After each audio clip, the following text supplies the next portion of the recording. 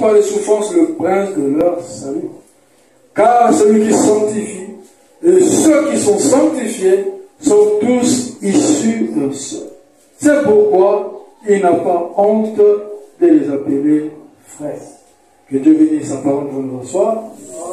Ainsi, ce matin, nous sommes dans notre série, la période de fête, le vivant et ressuscité, et c'est le numéro 45 de la série. Et notre mini-série, sont les 7 points d'Hébreux 10, 1 à 2. Et comme thème ce matin, nous parlons un prisonnier de Christ. Et si nous sommes reconnaissants à Dieu pour sa grâce ce matin, d'être dans sa maison, que Dieu bénisse les techniciens qui se battent toujours et font de leur mieux pour que nous puissions apporter la parole de Dieu dans les bonnes conditions. Nous sommes dans un pays où, vous savez, il y a beaucoup d'inconscients. Nous avons des sociétés d'électricité et tout ça, c'est un peu compliqué. Mais bon, Dieu nous fait grâce et j'exhorte mes frères techniciens à pouvoir se consacrer davantage et à être toujours regardants par rapport au service. Parce que ce n'est pas toujours facile d'évoluer dans un environnement où il y a beaucoup de soucis tout autour. Ainsi donc, nous sommes reconnaissants à Dieu d'être là ce matin. Nous avons appelé ce mois le mois du prophète, où nous sommes appelés à écouter les sermons de Frère Branham. C'est vrai, de aussi écouter un sermon ce matin, j'ai senti la conduite de répondre avec l'enseignement sur notre étude, la pierre de fête, le vivant et le ressuscité, et évolue avec la mini-série, les 7 points d'Hébreux 10, 1 à 2, n'est-ce pas? Je pense que dimanche prochain, nous ferons une révision du premier point que nous avons vu.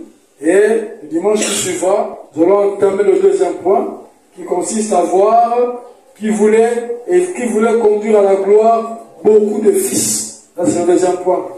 C'est ce que nous allons commencer à aborder dans les jours qui viennent. Alors je voulais faire un petit commentaire avant d'entrer dans mon message. La semaine du prophète.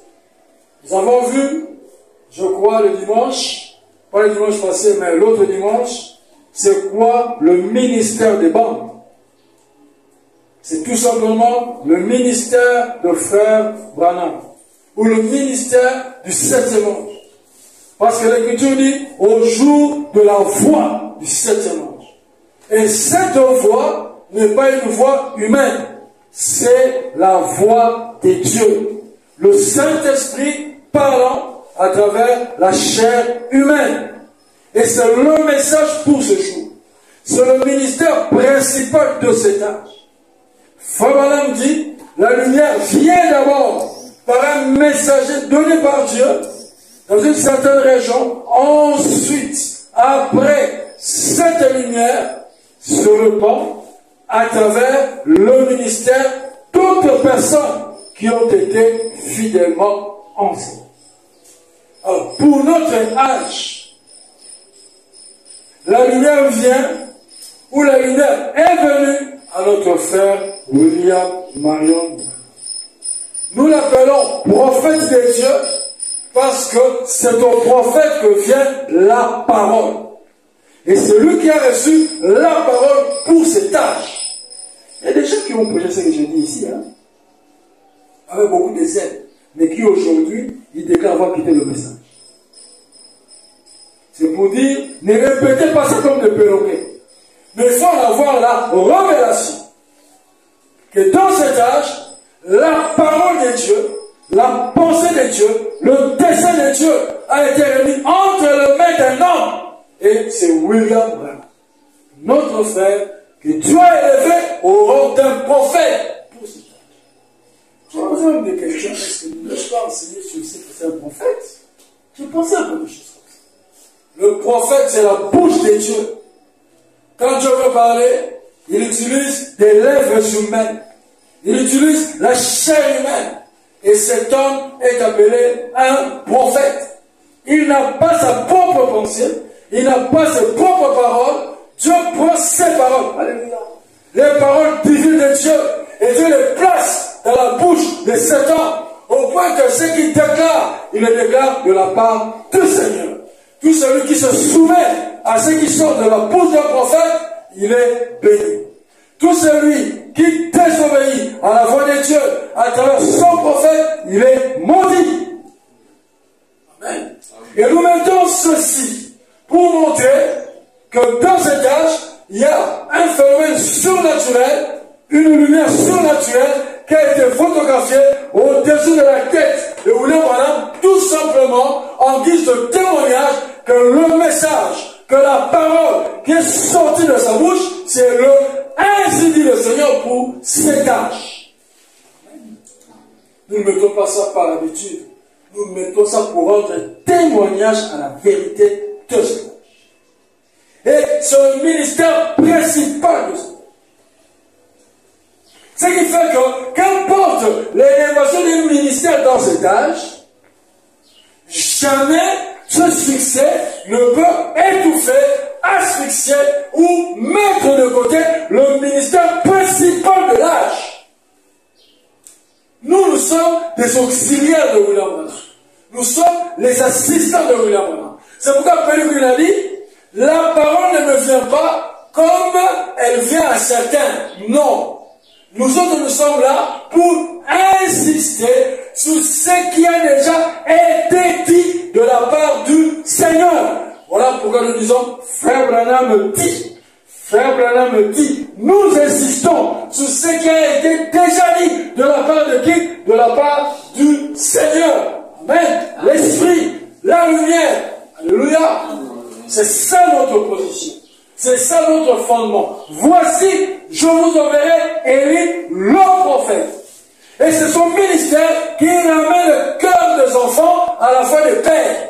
Aussi longtemps que moi, je prends mon ministère, je le soumets à son ministère, c'est alors que vous serez ramenés à la foi des pères.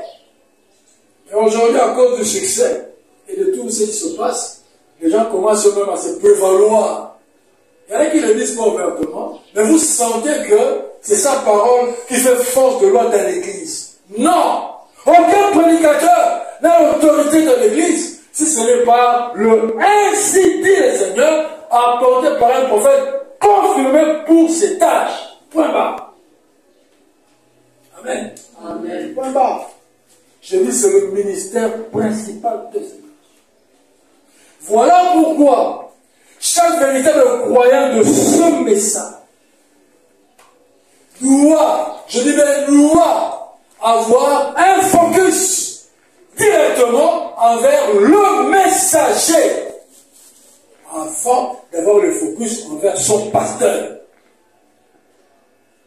C'est ça qui va vous garder dans l'équilibre de la parole de Dieu.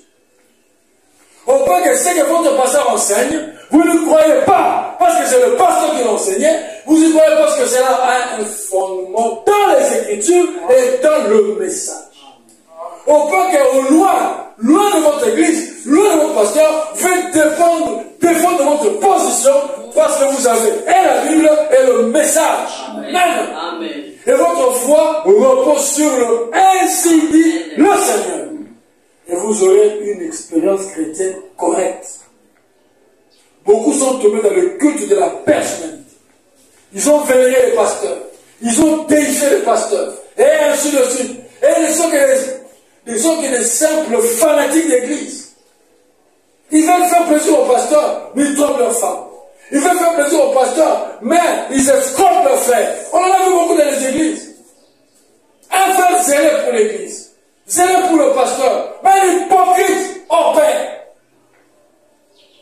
Vous voyez ça. Voilà pourquoi nous avons senti de pouvoir interpeller chacun de vous à avoir une communion personnelle avec le message tel qu'apporté directement par le frère Branham. Voilà pourquoi j'ai interpellé dans le groupe WhatsApp.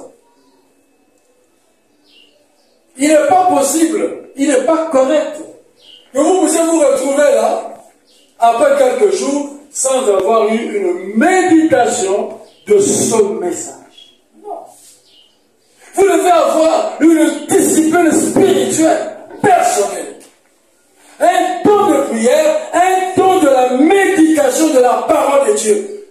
Pas quand tu viens à l'église, non, non, non. Chez toi à la maison, tu dois avoir un temps personnel où tu médites le message, où l'Esprit de Dieu, par la parole de Dieu, doit te parler. C'est quel genre d'expérience? C'est quel genre de christianisme? Vous montez, vous descendez. Vous montez, vous descendez. Mais vous n'avez pas le temps de faire asseoir votre âme dans la tranquillité de votre chambre, dans la tranquillité de la nuit, pour entendre la voix du Saint-Ange. Mais non! Non! Vous devez avoir cette discipline.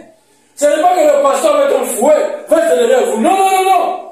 Non! Un chrétien mature, il a dit, il lit sa Bible chaque jour, et il prie chaque jour. Parle de message. Aujourd'hui, je suis spirituel, demain je deviens froid. Aujourd'hui, je suis spirituel, demain je dis non! Non, non, non, non. Quand on dit là, vous vivez encore dans le lieu saint, ou dans le parc extérieur. Mais, celui qui entre dans le sein de sa volonté, et le rideau tombe de la rue, alléluia, et il est dans la gloire de la Shekinah, là où il y a la main, là où les chérubins de Père, il y a l'âge, la parole de Dieu.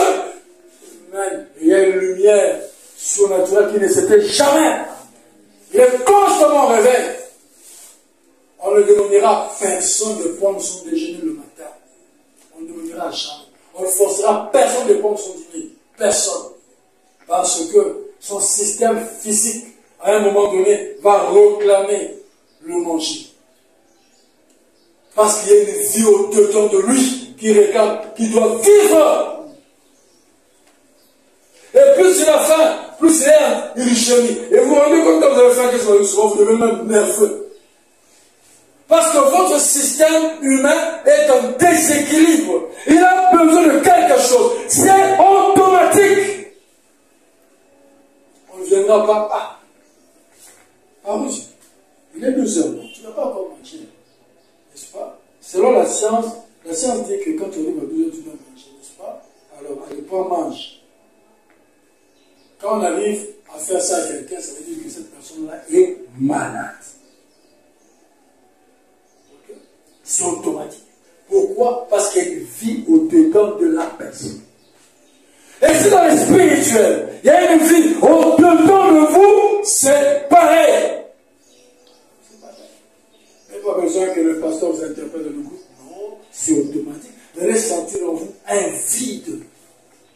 Ah oui, un creux, oui, un creux spirituel. Qui doit être satisfait par l'écoute de la parole, la méditation de la parole. Oui, monsieur. Et quand vous le faites, vous sentez quelque chose, vous sentez une paix, une quiétude, parce que la vie au-dedans de vous, elle est satisfaite. Et je tiens à cette expérience-là, de chacun de vous, avec le ainsi dit, fraîchement provenant de la bouche du prophète de Dieu. J'insiste. C'est ce qui a fait de nous que nous ayons une base par rapport à l'expérience chrétienne. Vous voyez ça? Ah oui. Ah oui. Aujourd'hui, j'accompagne les prédicateurs, vous savez. Le pasteur, bien quand il enseigne, généralement, quand lui enseigne, il y a beaucoup d'écritures, aussi des citations, des commentaires et tout ça. Mais nous, par rapport à notre culture, vous savez, en Afrique, les gens n'aiment pas trop d'écritures. Surtout pas trop de commentaires. Voilà ma qualité, tout ça. Mais bon, chez les Blancs, ça passe. D'accord? Ça passe. Chez nous aussi, ça passe. Mais maintenant, qu'est-ce que je fais pour aider les autres qui sont dehors à comprendre que ce qui est enseigné ici, c'est le message. Dans ce que le pasteur vient enseigner, je prends que les écritures, je prends les citations et j'ajoute d'autres citations au point que je peux faire un exposé sans commentaire où je laisse vraiment parler du début à la fin et c'est clair et net.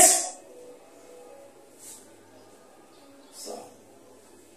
Pourquoi aujourd'hui dans les églises il y a eu des bêtises? Mais c'est parce que les croyants n'ont pas de fondement. Comme dans une église à Matéco, un pasteur a déclaré, Fandam dit que le pasteur et le mari spirituel de l'église, je suis votre mari. Il a développé ça, au point qu'il a commencé à coucher les sœurs dans l'église. Ah oui? Il a couché les sœurs dans l'église. Je suis votre mari. Et ainsi de suite. Vous voyez le niveau de naïveté, le niveau d'ignorance. Et vous sœurs, je vous interpelle. On a connu des sœurs, excusez-moi, à l'époque, il y avait même un humour de mauvais goût qui était sorti parmi les frères. Il disait, les sœurs n'ont jamais eu de fond. Les sœurs n'ont pas de fond. C'est leur mari qui croit à leur place. Pourquoi? Parce qu'il y avait trop de naïveté sur le plan spirituel. Vous n'accompagnez pas vos maris. Je suis désolé. Vous croyez pour vous-même.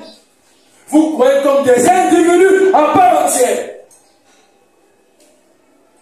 Vous devez être en mesure de défendre ce que vous croyez. De partager ce que vous croyez. Nous ne sommes pas dans une réunion de sorciers. Vous êtes là assis, il y en a qui se taisent. Et ils parlent. Et seulement sont là seulement pour dire oui à ce que les autres disent. Non, je ne veux pas ça. Je ne veux pas ça. L'auteur du Seigneur ne te parle pas. S'il ne te parle pas, c'est qu'il ne traite pas avec toi. Alors, s'il ne te parle avec toi, en quoi tu es concerné par le royaume de Dieu? En quoi?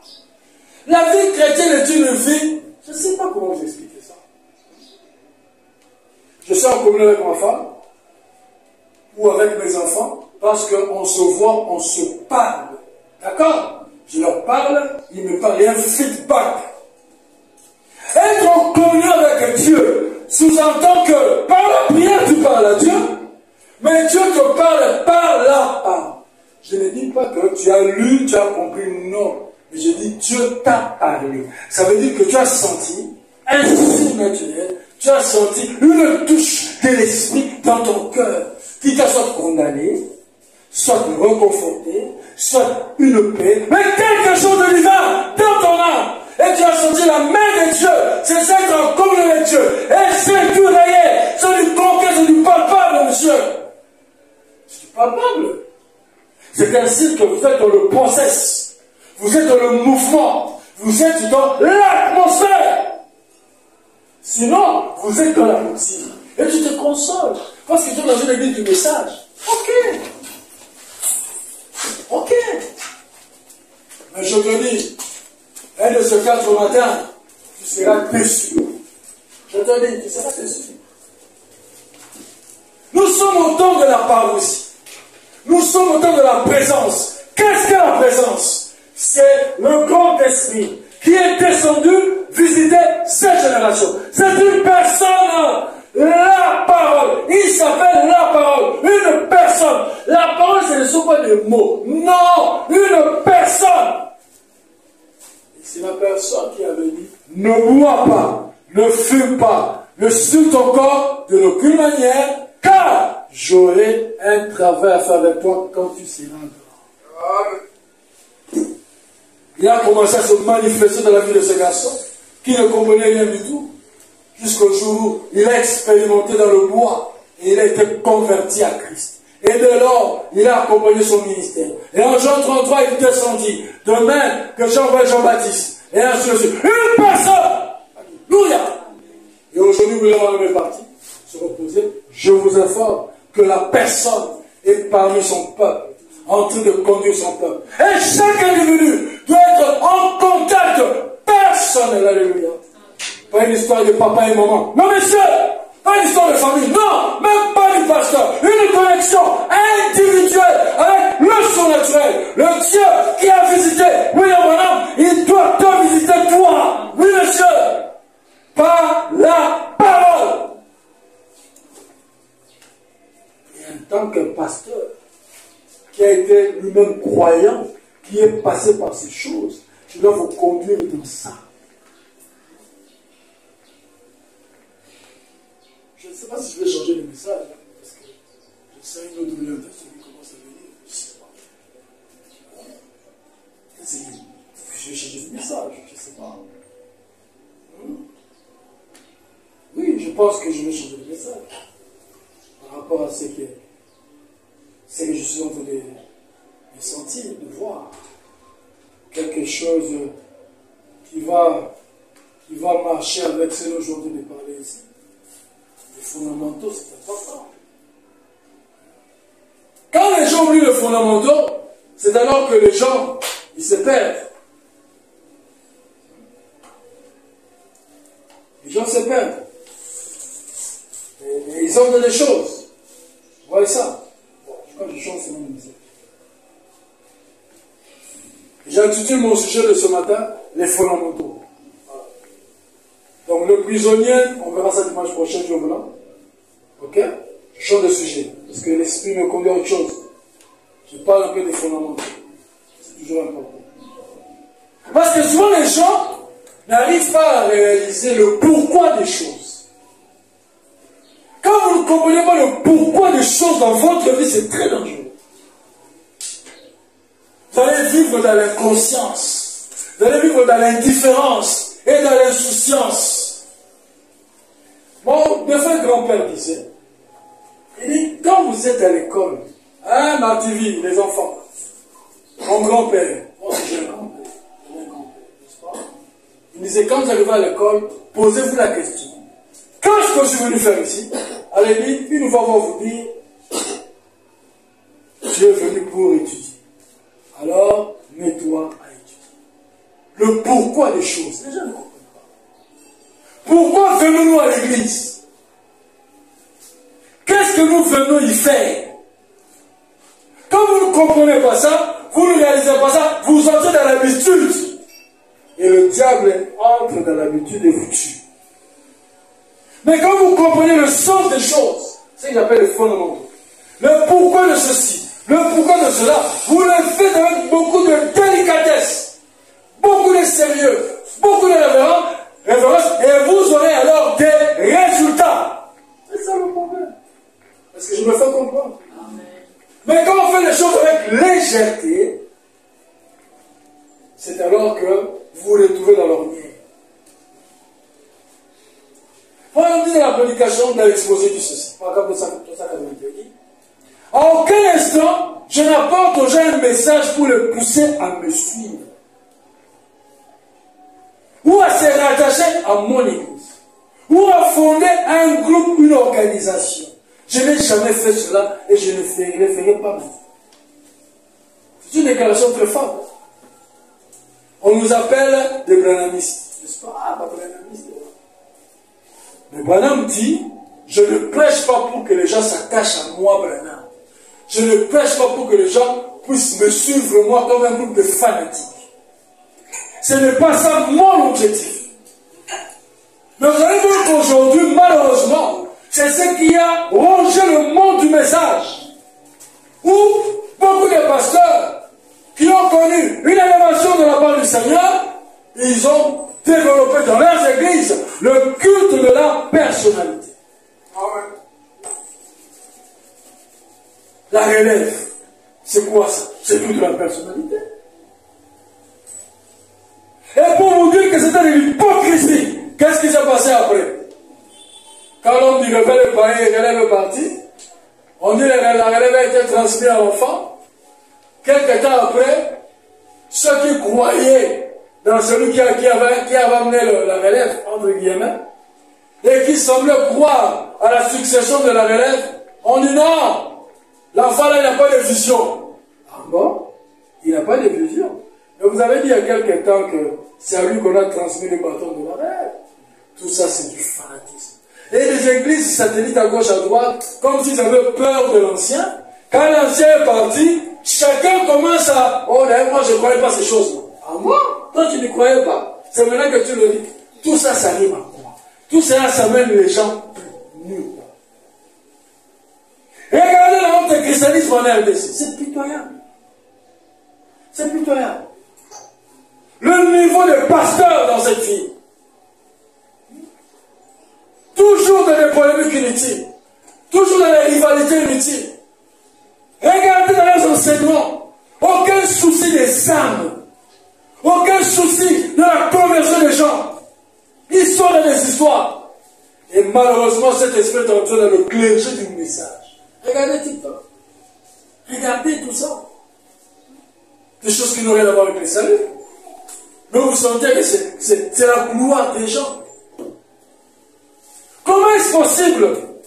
Aujourd'hui, on a monté une histoire selon laquelle, non, frère, avoir un diplôme en théologie, c'est pas mauvais, parce que bon, ils veulent aussi d'aller, on aime l'appeler théologien, n'est-ce pas? Ils veulent aussi d'aller dans une école de théologie, tout ça. On a monté un mensonge comme ça pour se couvrir. Il y a des pasteurs aujourd'hui qui sont dans les écoles de théologie ici. L'école de théologie des pentecôtistes ou des protestants, un pasteur du message, il va là. Et ils sont avec un diplôme en théologie. Bêtise. Pourquoi je le dis? J'ai démontré au ministre, ceux qui sont dans le groupe qui ont vu ma publication.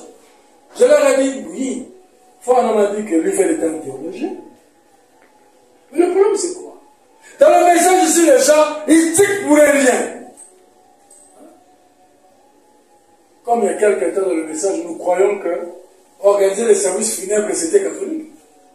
C'est ce qu'on croyait. N'est-ce pas? Ah oui. Alors que William Branham a organisé un service funèbre avec un témoin. D'accord? Qu'est-ce que la théologie? Théos, c'est Dieu. Logos, science. Tout simplement, la science de Dieu, ou l'étude de Dieu. C'est ce que ça veut dire. D'accord? Branham n'était pas contre la théologie. Pasteur, nous comprenons. Il n'était pas contre la théologie. Parce que la théologie, c'est l'étude de Dieu. Mais il était contre de la manière dont les gens étudiaient Dieu. Si vous me comprenez?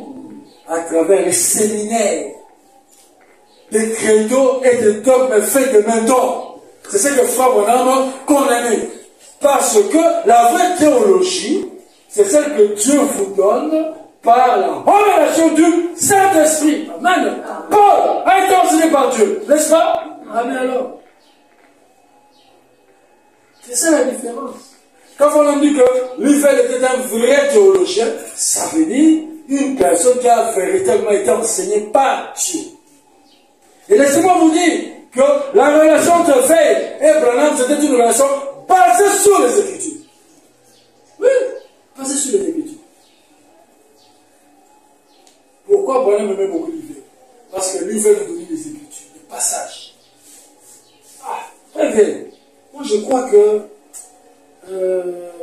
la force du Saint-Esprit, c'est croire toute la parole. Alors, avec qui dit, oui, vous avez raison.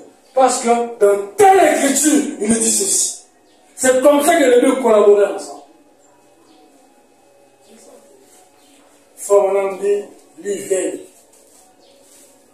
c'est l'un des étudiants le plus calé qui soit parmi nous.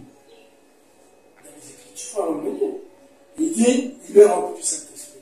Je ne le dis pas pour le flatter, mais je le dis parce que je le crois. C'est le prophète qui dit ça. Et plus loin, il dit encore que si vous avez des questions sur ce que nous enseignons, mon associé, le frère, est disponible pour répondre à vos préoccupations. Vous les ministres, comme vous les laïcs, venez nous poser des questions. Le frère Blia a dit, est-ce que les gens ont respecté ces dispositions? Pourquoi les gens ne sont pas levés avec pour poser des questions sur la divinité, sur la parousie, sur la présence et toutes ces choses-là? Vous voyez ça? Ainsi donc, je veux bien ces choses de l'enseigner. Je n'enseigne pas pour créer un mouvement de fanatisme. Non. Regardez les hommes de Dieu aujourd'hui. Ce sont des petits dieux, n'est-ce pas? Ce sont des petits dieux. Regardez seulement comment les pasteurs entrent dans la salle. Il doit prêcher. Il y a un gars de corps ici. Il y a un autre qui tient sa Bible. Un autre qui tient son sac. Et tout ça. Pourquoi? Pourquoi? Pourquoi? Vous savez, quand on avait reçu le pasteur Bouillard avec une délégation venue des États-Unis, des fois venait de l'Europe, on était allé les prendre dans l'aéroport, là, tout ça. Bon, par hospitalité, il y avait un frère, là, une guise. On a voulu prendre son bagage pour l'aider. Le frère a refusé. Il a refusé. Parce qu'il s'est senti frustré de voir qu'on doit lui transporter ses bagages. Pourquoi? Vous trouvez les gens ici, quand le pasteur se promène sur le soleil, pour la pluie, tout ça, alors on met le parapluie pour le pasteur, et l'autre est en train de se mouiller. C'est quoi ces histoires? Le pasteur, c'est un frère à qui tu as donné le ministère de la parole pour vous aider, tout simplement. C'est un frère. Ce n'est pas un monarque. Ce n'est pas un chef. Vous nous donnez du respect parce qu'il nous apporte la parole de Dieu. Pas mal. Mais non, ce n'est pas ça. Regarde, toutes ces appelations-là, on va nous manger. Ça n'a rien à voir. Vous voyez ça? Ça n'a rien à voir. Et il y a toute une administration autour du pasteur. Pour voir le pasteur et le procédure. Et tout ça. Et le pasteur a des gens. Il y a des croyants que le pasteur reçoit. Il y a des croyants qui sont pour des diacres. Vous avez des problèmes, voyez le terme. Mais tel frère, tel soeur, et quel est le problème? Le téléphone du pasteur passe. Je vous dis la vérité. C'est toutes des bêtises. Je dis n'importe quoi. Dans cette église, vous ne voulez jamais de faire. Dans l'enseignement que nous avons, ma activité peut avoir plus d'importance qu'une grande personne dans l'église. Hein. Vous savez pourquoi? Moi, en tant que pasteur, je dis c'est une brebis, c'est une âme. Si on me dit que cet enfant ce jour-ci, on ne comprend pas son comportement, tout ça, j'ai le devoir soit d'aller la voir, soit de l'appeler, de parler avec elle. Savoir c'est quoi ton problème? Qu'est-ce qui te dérange? Et tout ça. Parce que c'est une âme, c'est une brebis. Je dois m'occuper d'elle. C'est ça le pastorat. Si tu as 10 000 $, $1 million, ça représente quoi devant Dieu? Hein? Donc pour Dieu, toutes les âmes sont pareilles. Amen. Il n'y a pas de différence. Mais ce sont les yeux humains, le matériel, qui fait qu'on fait des considérations. Je ne sais pas le message pour pousser les gens à me Non. Écoutez ce qu'il va dire par la suite. Le monsieur est aussi dit par le Seigneur, il dit, mes amis, ne regardez pas à moi, je suis votre frère. Hein? C'est vous qui dites qu'il est Dieu. Hein? Ne regardez pas à moi, je suis votre frère. L'homme a toujours tendance à s'exciter devant le surnaturel. Regardez, sur la montagne de la transfiguration, quand Pierre et les autres ont vu la gloire, baptisons 3 temps ici. Gardez votre équilibre. Le frère Pellegrini a donné un mauvais témoignage. J'aime toujours les témoignages de tous ces gens qui ont compté fort. En tout cas, frère Billy Paul, Pellegrini, vraiment, ça fait toujours un peu de chaleur. Il a dit quelque chose qui m'a béni. Alors, son homme lui avait dit quelque chose. Il disait, je crois à l'hôtel ou quelque part comme ça. Alors, on va arriver dans un hôtel. On lui présente une chambre. Il dit, non, je ne loge pas ici, je ne change jamais de chambre. Mais tu es compliqué, mais finalement. Il dit, il faut que il y a des gens qui ont commis adultère dans cette chambre ici. L'homme du Kentucky. Après, le frère Pellegrini tout excité là. Tu vois un peu de. Donc, ils ont causé un ensemble. Hein? Écoutez-moi bien. Donc, il voulait s'emballer là. Hein? C'est ce que on lui a dit. Il a dit, frère Pellegrini, garde ton équilibre. Alléluia! Garde ton équilibre. Ça veut dire quoi? Qu'importe tout ce que tu verras au travers de moi, sache que je suis un homme. Alléluia! Je suis votre frère. Papa! Oh, merci. C'est ça la chose. Mais cet esprit qui a dérangé les gens, autant de fois bonheur, dérange beaucoup de leurs églises. Au point que là, pasteur sont devenus les seigneurs. Ils sont dans des bêtises et des sottises. Mais non! Quelqu'un comme des églises. Excusez-moi, c'est un voyou. Un voyou tout fait. Mais non! On l'appelle pasteur. Et là aussi, de quoi il a son église? C'est n'importe quoi. Excusez-moi de le dire. C'est une honte pour l'évangile. Écoutez ce qu'il dit. Ne regardez pas à moi, je suis votre frère. Ne faites pas attention à moi, parce que je ne suis qu'un mortel. Hein? Maman, je vais te donner ça. Comme ça, tu partages aux gens. Ah oui, je ne suis qu'un mortel. Je dois mourir comme n'importe qui d'autre. Ne m'écoutez pas, mais écoutez ce que j'ai dit. Mais c'est contredit. Ne m'écoutez pas, mais écoutez ce que j'ai dit. Cela veut dire, je ne suis qu'un homme. Mais quand je parle de la part du Seigneur, alléluia, c'est le ainsi dit le Seigneur. C'est la chose que vous devez prendre. C'est la vie. Ce sont les fondamentaux.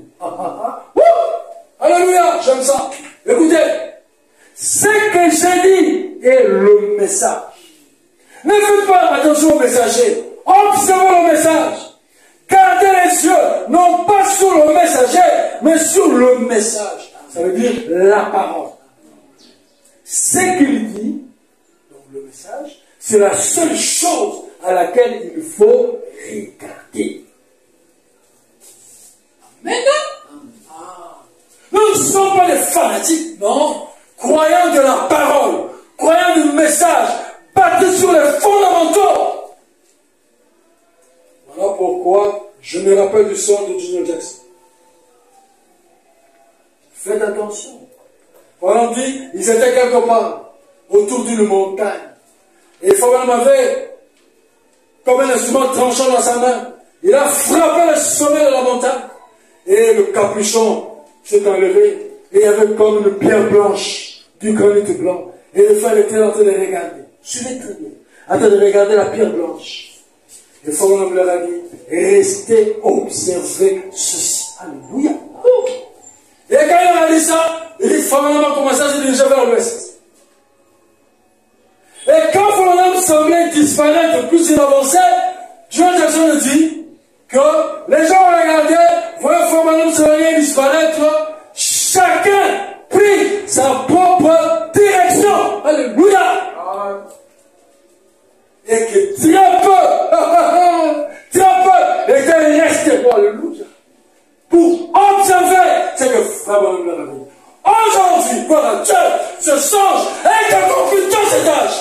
Oui, le prophète étant parti, combien sont les gens qui sont restés focalisés sur la voie, alléluia, du 7e ange. Voilà pourquoi l'Esprit de Dieu vous a interpellé au courant de ce mois vous disant, écoutez la voix du 7e ange.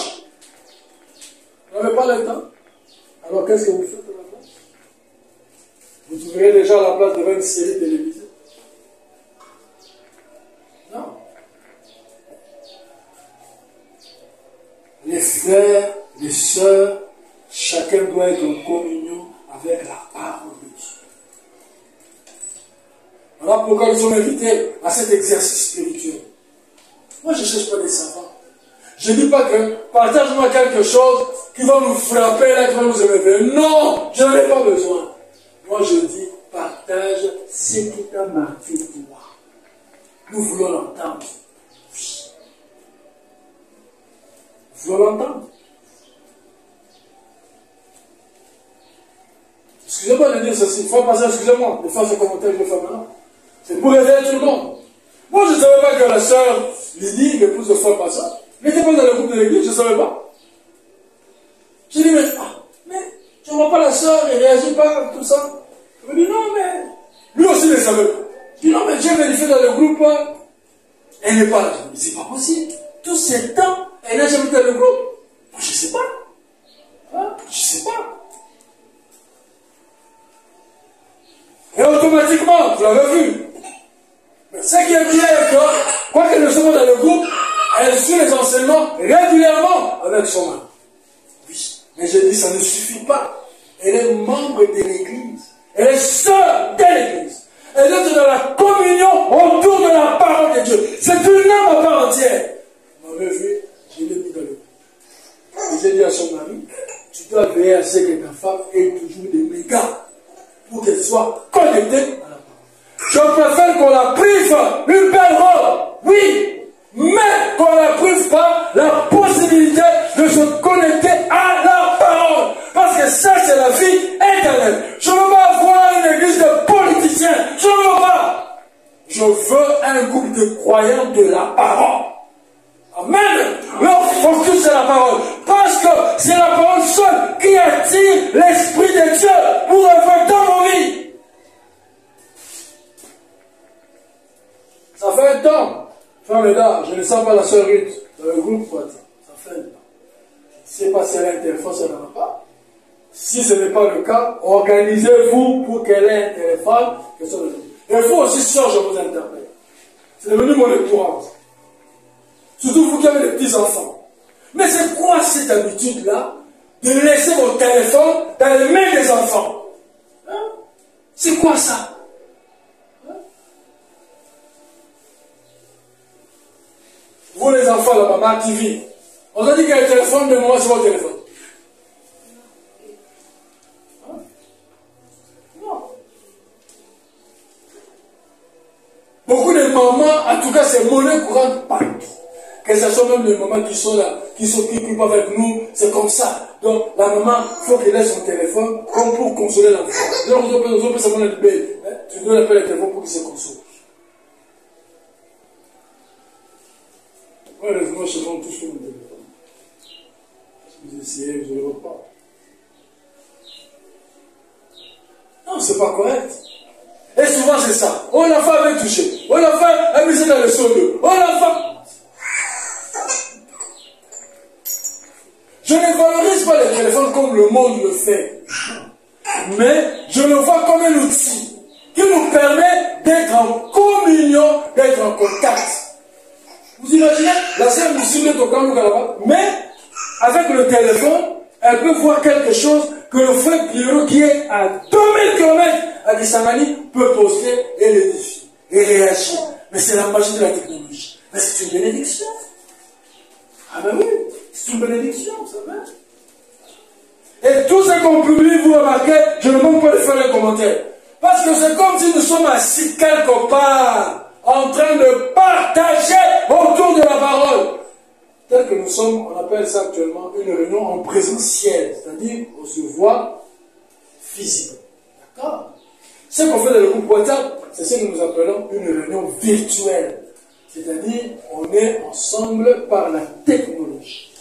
Okay? Et aujourd'hui, c'est un monde qui a adopté à travers le monde professionnel et ainsi de suite. Donc, je ne veux pas que vous puissiez prendre cela à la légère. Là où se trouve votre trésor, là où se trouve votre trésor, c'est là où sera votre cœur. Amen. Ah ben oui.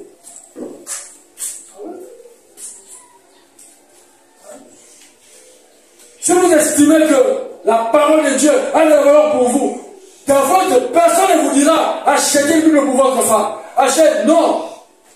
Et là, vous, quand vous achetez le téléphone, ça devient TikTok. C'est ça. Ah, ça devient TikTok. Ça devient Facebook. Commencez à publier tout ça. Moi, votre pasteur, je partage mon témoignage. Je suis dans Facebook. Je suis même pas dans Facebook. C'est Marion qui gère le compte Facebook. C'est le compte de l'ONG. Nous l'utilisons que pour faire la publicité de nos activités. Afin de chercher les financements. Marion, elle est peu. Qu'est-ce que je vais écrire là-bas? Bon, des fois, je veux parcourir pour voir, c'est les infos politiques ou les infos sociaux, n'est-ce pas? Quelqu'un que je connais qui a perdu sa mère ou le truc du genre. Mais à part ça, qu'est-ce qu'il y a là-bas? Toi, quand tu passes 30 minutes, 1 heure du temps sur Facebook, tu cherches quoi?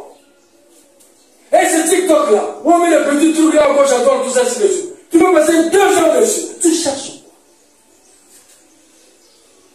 quoi? Vous avez des étudiants, il est sur Facebook, sur TikTok, mais il n'a même pas une adresse email. Comment est-ce possible qu'un étudiant ne puisse avoir une adresse email?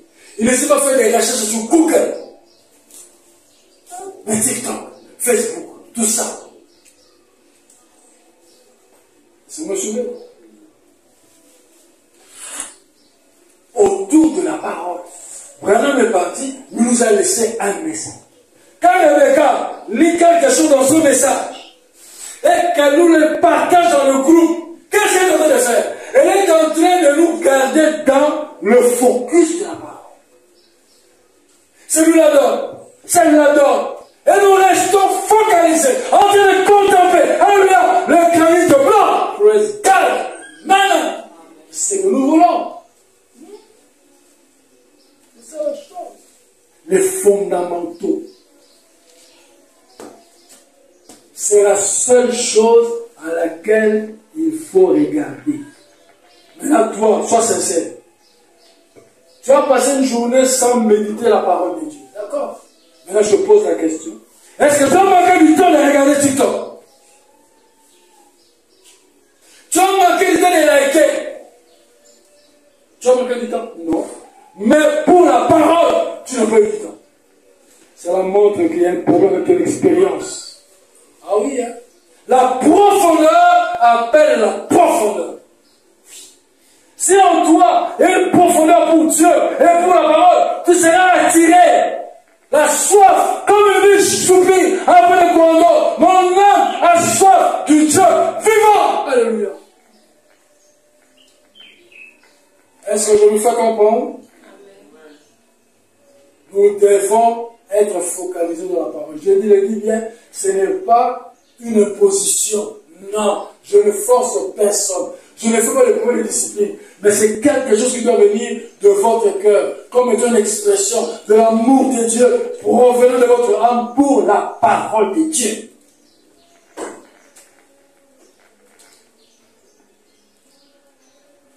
Un jour, on va vous dire, ne venez pas à l'église.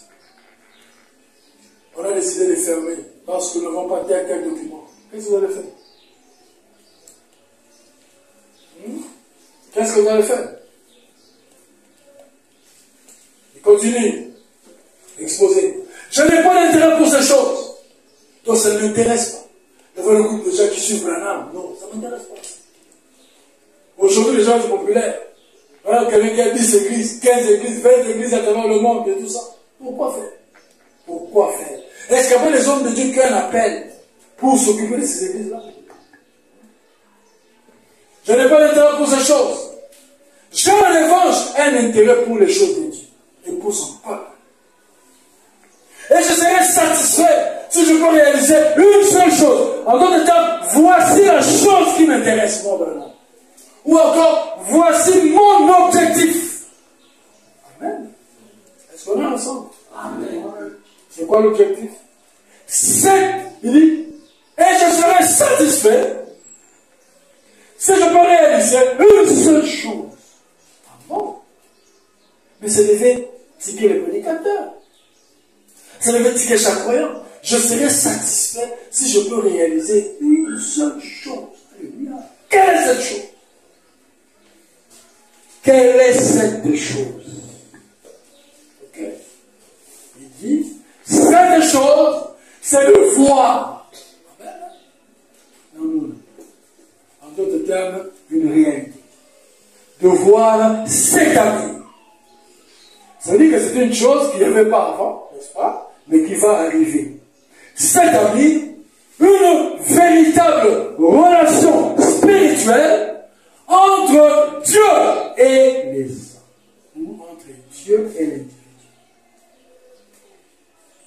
Il n'est pas dit entre l'individu et l'église. Non. Entre l'individu et le pasteur. Non.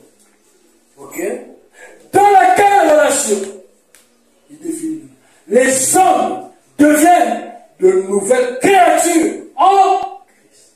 Pas dans l'église. Amen.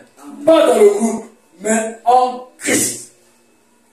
Remplis de son esprit et vivant selon sa parole.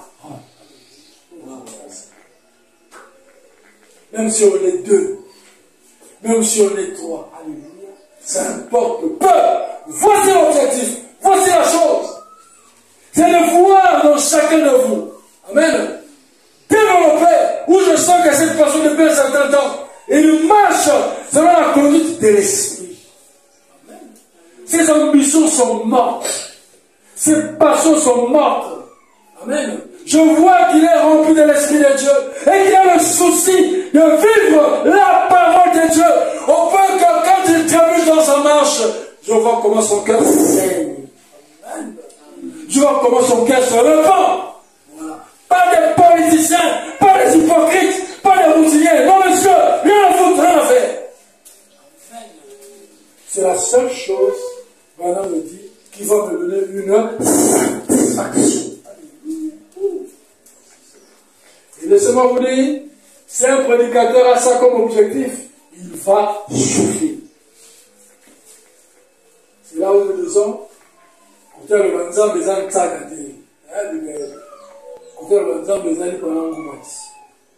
le ministère, ce n'est pas la veste, ce n'est pas la cravate. Non, ce n'est pas l'ordinateur, c'est pas ça le ministère. Le ministère, c'est l'Esprit de Dieu qui œuvre à travers une chair humaine pour convertir les âmes.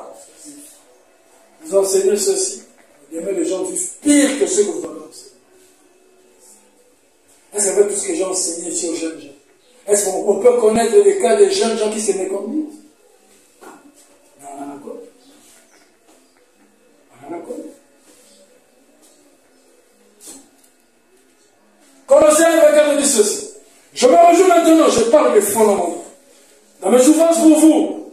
Et ce qui manque aux souffrances de Christ, je l'achète dans ma chair pour son corps qui est l'Église. C'est dès que j'ai été fait ministre, en d'autres termes, j'ai un ministère pour un groupe de gens précis. Est-ce que vous me suivez là? J'ai un ministère destiné à un groupe précis. Ce n'est pas un ministère dans la vie. Je dois œuvrer au bénéfice d'un groupe de gens. Ok? Vous m'écoutez? Selon la charge que Dieu m'a donnée auprès de vous. Le ministère est une charge, un fardeau, une responsabilité. Ce n'est pas un jeu. Les gens confient leur âme à n'importe qui. Confient leur âme à n'importe qui. Voilà pourquoi on dit dans la prédication, question-réponse, il dit ceci, paragraphe 36. Il dit, ainsi frère, si Dieu vous appelle, et que cela continue à ronger votre cœur, alors je dirais, rejetez tout fardeau et le péché qui vous allons si facilement. Oui, si.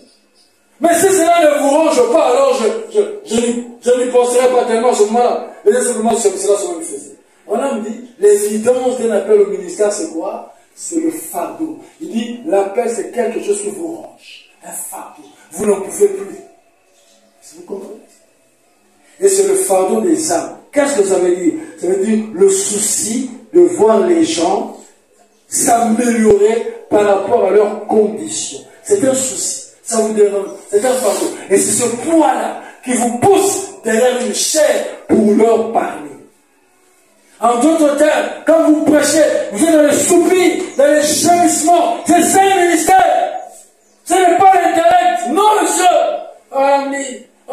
Comme un perroquet. Non, c'est un fardeau dans votre cœur pour un peuple. Comme j'aime voir les ministres assis pour leur enseigner ces choses, que j'appelle l'éthique du ministère. Dans chaque domaine de la vie, il y a une éthique.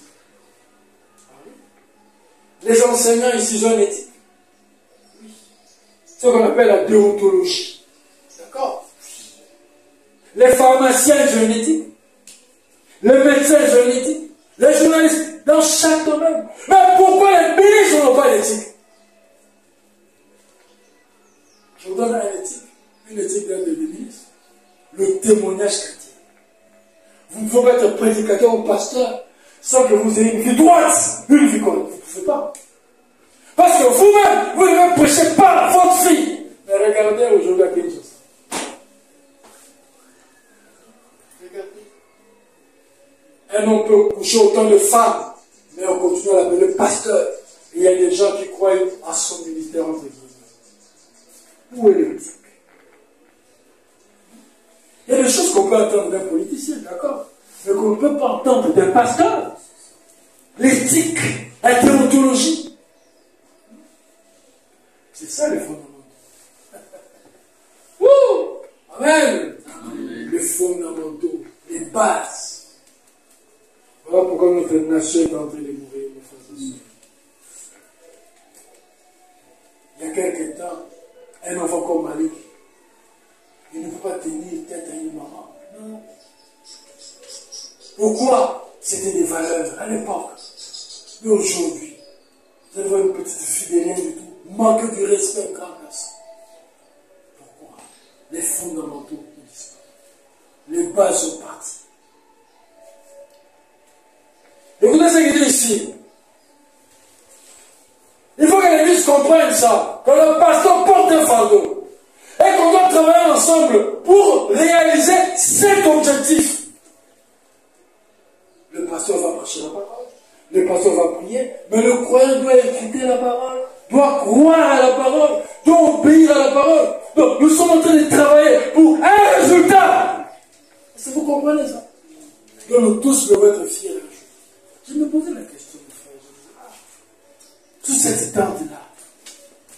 Je suis sincèrement content de voir le pasteur brillant. Hein? Je suis sincèrement content de voir le frère Saint, par exemple.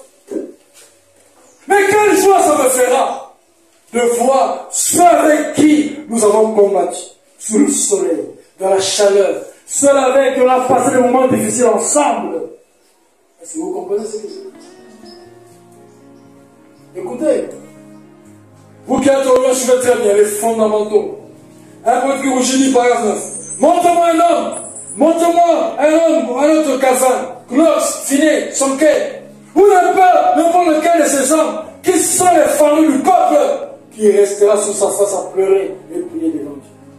Envoie-moi à nouveau un John Smith de l'église baptiste qui, à cause de l'iniquité du peuple, John Smith, a prié toute la nuit au point qu'il ne pouvait plus ouvrir les paupières le lendemain matin. Tant elles étaient enflées à force d'avoir pleuré. Et c'est sa femme qui a dû le conduire à table et lui donner son déjeuner à la prière. Montrez-moi un nouveau John Wesley, un tissu arraché du feu, et je monterai un réveil. John Smith, il a prié la nuit, il a pleuré. Oh Dieu, ton peuple, tes enfants, il a pleuré, et ses yeux se sont enflés. Au point que le matin, il n'arrivait pas à ouvrir ses yeux. Alors on dit, sa femme l'a pris jusqu'à la salle à manger, et sa femme l'a nourri comme un bébé, parce qu'elle n'arrivait pas à vendre. À cause de peur, toute la nuit, pour le peuple de Dieu. Où sont ces hommes aujourd'hui? Où sont-ils? Aujourd'hui, être un pasteur de l'Église de Dieu, c'est rouler dans la luxure. N'importe quoi. Moi, j'ai toujours dit, l'argent, nous, on cherche ça de l'étranger. Moi, l'argent, c'est la l'étranger. Je sais pas l'argent. C'est pas ici. Enseignement sur Moïse, il dit ceci, il dit, oui, mais j'ai à cœur le fardeau pour le peuple. Et je dois faire quelque chose à ce sujet. Je dois rester à genoux à cause du peuple. Quelle seule réponse il dit, paragraphe 33, du 15 octobre 61. Et frère de lui qui est assis là derrière, notre précieux frère le pasteur. Je suis vraiment reconnaissant de le voir progresser dans le royaume de Dieu. Je pense que ces quelques dernières années, il est allé plus loin qu'il ne l'a fait toutes les autres années réunies. J'ai vu mes vies grandir, progresser, pour vous montrer que nous ne sommes pas dans une routine. Hein? Nous ne sommes pas dans une habitude. Non, nous sommes dans un processus. Il y a des objectifs à atteindre. Il y a un résultat que nous devons atteindre. Et ensemble, nous devons travailler pour ça. Et c'est ça les fondamentaux. Si vous oubliez ça, l'église devient une merde, une pourriture. N'importe quoi. Est-ce que je peux faire? À quoi sert un parent d'envoyer son enfant à l'école? Et après, quand il fait l'évaluation, l'enfant ne sait ni écrire. Ça sert à quoi? Je vous ai dit au début, vous devez comprendre le pourquoi des choses. C'est ça les fondamentaux. Quand vous oubliez ça, vous êtes dans la mort. Donc c'est une idée. Il doit y avoir des fondamentaux pour les gens. Je vous dis. Sinon, 3 Jean et 4 dit ceci. L'ancien Caïus, le bien-aimé, que j'aime dans la vérité. Bien-aimé, je souhaite que tu prospères à tous égards et sois en bonne santé, comme prospère l'état de ton âme. J'ai été fort réjoui lorsque les frères sont arrivés et on a dit témoignage de la vérité qui est en toi, de la manière dont tu marches dans la vérité. Je n'ai pas de plus grande joie que d'apprendre que mes enfants marchent dans la vérité. C'est Jean qui écrit. Agaius, je répète encore, il dit, j'étais fort réjoui lorsque des frères sont arrivés et ont rendu témoignage de la vérité qui est en toi. Merci. Le fondamental doit Dieu. Aujourd'hui, je suis fier de dire que la parole, c'est la base de tout. Frère patient, je l'ai vu une seule fois, physiquement, quand je m'étais rendu à Kigali, en 2014. Avant ça, on a changé. 2014, on se voit à Kigali, jusqu'aujourd'hui. 2014-2025, 10 ans. C'est juste le téléphone. WhatsApp, ainsi de suite. Et je peux vous dire, Dieu maintenant, j'ai encadré ce frère au téléphone. Quand il a eu sa fiancée, j'ai encadré le processus du mariage au téléphone. À l'époque, je me souviens, il y avait un bonus que Orange, qui à l'époque c'était Tigo, que Tigo accordait. C'était, je crois, de 5h à 6h, quelque chose comme ça. Et j'activais ça, c'est avec ça que j'enseignais ça, à l'époque, sa fiancée, qui est aujourd'hui sa femme. J'ai encadré ce couple-là à distance. Et aujourd'hui, c'est vrai, ils ont leur faiblesse. Mais, je peux vous dire que c'est un couple stable, c'est un couple heureux. Je l'ai taquiné les gens, je dis, ah, je t'inquiète de ta femme. Tu es une belle femme qui me dit, tu sais, les hommes, les femmes souvent. Les hommes regardent toujours. Je vais appeler un jour parce que je connais un ami qui a perdu la vie à cause d'une belle femme. C'est lui qui m'a apprécié le message, un ami à moi qui m'a apprécié le message aux humanités. À un moment donné, il ne comprenait plus la femme, tout ça. Il était en train de suivre la femme. La femme avait commencé à avoir le double chef. Une seule! Voilà. Je vais appeler votre Dieu pour lui avoir ah oui, ça je veux. Tellement qu'il a pouvait commencer à connaître la femme, mon ami est mort empoisonné. Mort.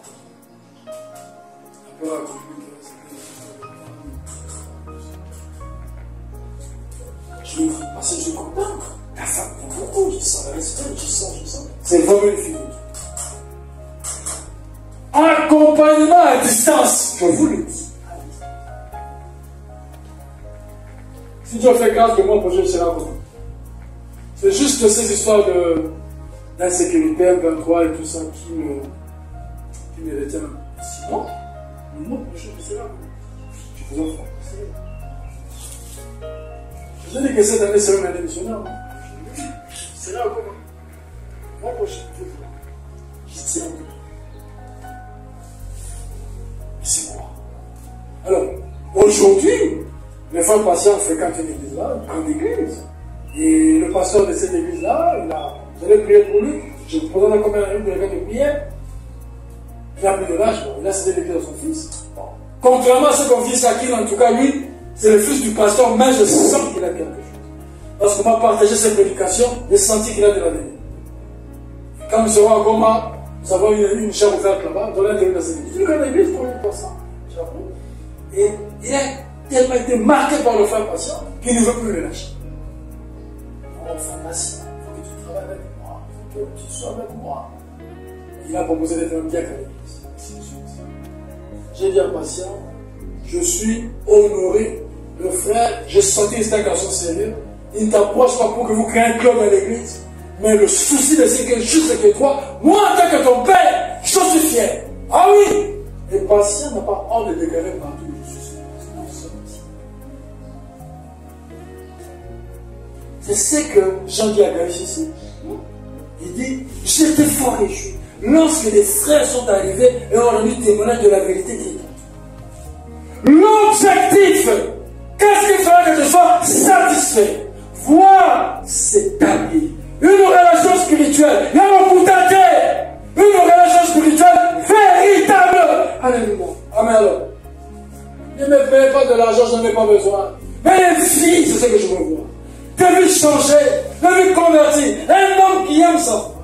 Un homme qui respecte sa femme. Un véritable gentleman. Tout ce qu'il reçoit, il soutient sa femme. Maintenant, ah oui, c'est ce que je veux voir. Une femme soumise à son mari, qui respecte son mari, qui garde l'intimité du foyer, malgré qu'il ait des difficultés, elle honore son mari en toutes circonstances. C'est ce que je veux voir, moi. Hein? Il m'a venu pour n'importe quoi. D'accord? C'est ce clair. Des jeunes qui aiment la parole, qui sont droits devant les jeunes filles, qui témoignent de son message, qui sont corrects, de jeunes filles qui se gardent de propre pur, qui ont la dignité, qui respirent la pudeur, la sainteté. C'est ce que je veux voir. Vous voulez voir de quoi? Une seule chose qui fasse que je sois satisfait. Les fondamentaux. Amen. C'est ça la prédication d'aujourd'hui. Pour le prisonnier de Christ, c'est pas la prédication à moi. Ça, c'est la prédication du Seigneur. Quand vous perdez les bases, vous êtes perdu. Vous êtes perdu. Ok? Oh, de la manière dont tu marches dans la vérité. Je n'ai pas de plus grande joie que d'apprendre que mes enfants marchent dans la vérité. Que mes enfants marchent dans la vérité. J'arrive à dire, mais là-bas, comme ils disent, oh, c'était le papa de tel. Oh, non, c'est comme ça, il faut. À la récréation, il a sa Bible, il exhorte ses amis, et tout ça, tout ça. Quand je viendrai dans ton milieu là, je te pose la question. Réponds-moi dans ton cœur. Quel témoignage on veut? Ah, dès qu'on parle de telle chose, elle aime ça. Elle rit même, elle aime ce genre de causerie. Dans la personne où tu habites, quel est le témoignage que tu donnes? Souvent, moi, je suis dans le présenter. Ah, c'est mon pasteur.